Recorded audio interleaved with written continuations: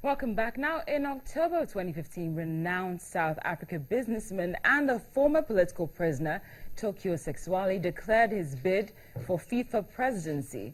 He had confirmed his candidacy 2 days before the deadline for registrations, and the South African Football Association president fully backed Mr. Sexwale's bid.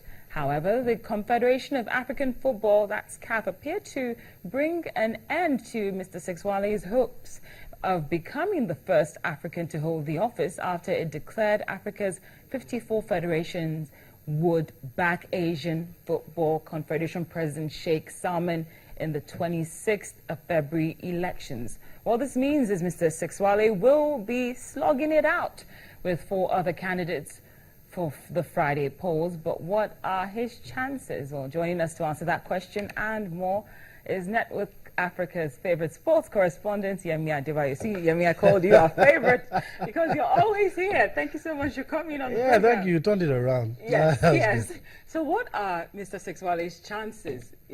Does he have any? It's sad I'm doing this, but I don't think he has any. He's already making under the table deals. Like you said in your intro, I like the way you put it. SAFA came out, South Africa Football Association. Okay, we're backing our man. Suddenly, the African Nations Championship was going on in Kigali, and all the football leaders in Africa were there. And the soccer governing body in CAF says we're supporting the Asian football president, that's Sheikh Al Khalifa. And so that meant that SAFA weren't going to back Sexwale. But it's surprising that they allowed him to save face. He didn't pull out of the race. Okay. But you know, it's just like somebody pulling the share off you. You know, your own people not backing you. It says a lot. But what so happened, SAFA is good. Initially, the backing was there. How come it's no longer there? Backing was there. I know in our conversation we were talking about his manifesto. He had good ideas. He wanted to fight child trafficking. Wanted to fight racism, imbalances in FIFA. Like, you know, we in Africa have more federations than anybody. We have more voting power. Europe gets 13 countries in the World Cup. We have only 5. You know, good ideas, but you know, promise is different from reality. And I think that CAF looked at the reality of the situation.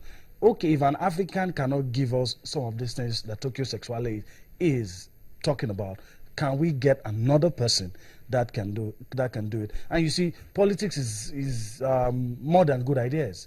You know, Sexwale comes from a background of activism, fighting against the ills of the society, and even his manifesto is inked on that. I'm going to fight this, I'm going to fight that, he's a fighter, I give him that. He's a fighter, but it's really sad that we couldn't back our own. But I'm hoping that at the end of the day, that the interest. How sad is it? Because during our conversation, I also remember that you said he, based on what analysts are also saying, that he's more about the deals than pursuing what is Africa's interest. So is it really a loss if he didn't necessarily have Africa's interest at heart? At some point it did. But you see, when people pull the rug off you, and it's hard time to really sit down and mourn and think about everything. Okay, I'm still in the race. Nobody's going to back me. But what can I get from this? And he's been seen around showing Gianni Infantino, that's a guy from Europe, from Switzerland, also one of the other contenders, showing him around, showing him South Africa, the prison where he shared with Nelson Mandela. So that shows you he's already making deals. Bring your offer. Okay. I still have a little influence here and there. Final question, Yemi. Based on what you're saying, that Sexwale's chances are a bit low. 0 to none. Okay, so who are the top candidates that actually have Africa's interest? Well, for CAF to make a pact with Asia, with Al Khalifa, definitely the leaders in CAF believe that if Al Khalifa gets to be the next FIFA president, our interests will be well served. And you look at both confederations, they have numbers, but they are marginalized. Okay. And I think that's why CAF is going in that direction. Well, let's see what happens on Friday. Thank you so much. Yemi Adebayo, our sports correspondent. Thank you so much for joining us on Network Africa. Now, yesterday we asked you, before we go that, I'm sorry, I was moving on based on the Egypt stories, but final story on Network Africa today is that some taxi drivers in Cairo are disgruntled over the presence of other taxi services operating in the city streets. Taxi drivers in the Egyptian capital have been protesting against the operation of taxi services Uber and Careem. Careem is an app-based service that provides chauffeured cars, and it operates in parts of the Middle East and Pakistan. San Francisco-based Uber, whose investors include Goldman Sachs and Google, has also grown rapidly around the world, but has faced protests, bans, and restrictions in several cities. The presence of Uber Technologies Inc. services has triggered protests by taxi drivers from London to New Delhi to Cairo. And in Cairo, the drivers accuse the companies of unfair competition and of stealing their business.